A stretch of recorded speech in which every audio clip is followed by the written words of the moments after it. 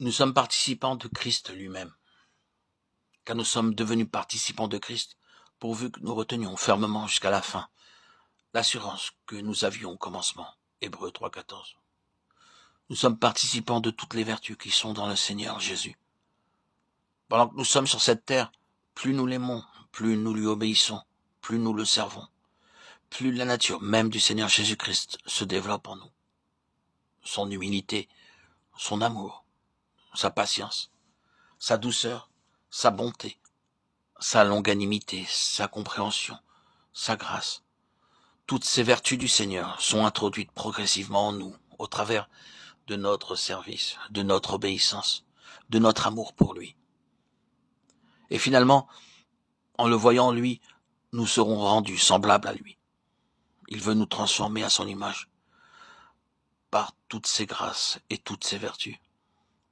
Il veut nous rendre conformes à lui, en sa sagesse, en sa puissance et en son amour. Par ses moyens, il veut nous rendre participants de tout ce qu'il possède.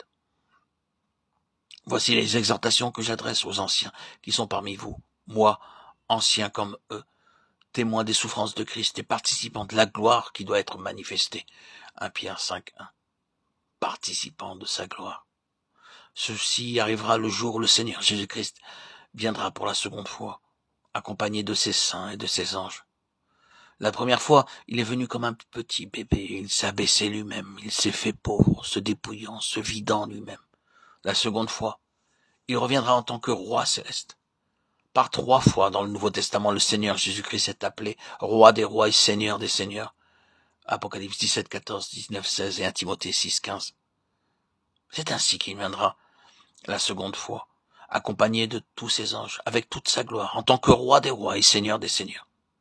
Et de vous donner à vous qui êtes affligés du repos avec nous lorsque le Seigneur Jésus apparaîtra du ciel avec les anges de sa puissance au milieu d'une flamme de feu, pour punir ceux qui ne connaissent pas Dieu et ceux qui n'obéissent pas à l'évangile de notre Seigneur Jésus. Ils auront pour châtiment une ruine éternelle, loin de la face du Seigneur et de la gloire de sa force, lorsqu'il viendra pour être en ce jour-là glorifié dans ses saints et admiré dans tous ceux qui auront cru, car notre témoignage auprès de vous a été cru. 2 Thessaloniciens 1, 7, 10. En ce jour-là, il fera de nous les participants de sa gloire. Il fera de nous des rois et des sacrificateurs pour toujours. Quel mystère! Malgré nos faiblesses et nos faillites du passé, un jour, Dieu fera de nous des rois et des sacrificateurs. Un jour, nous serons des rois. C'est dans ce même but que Dieu créa Adam, le premier homme.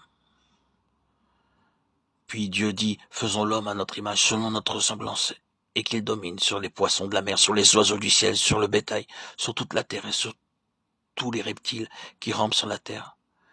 Genèse 1, 26.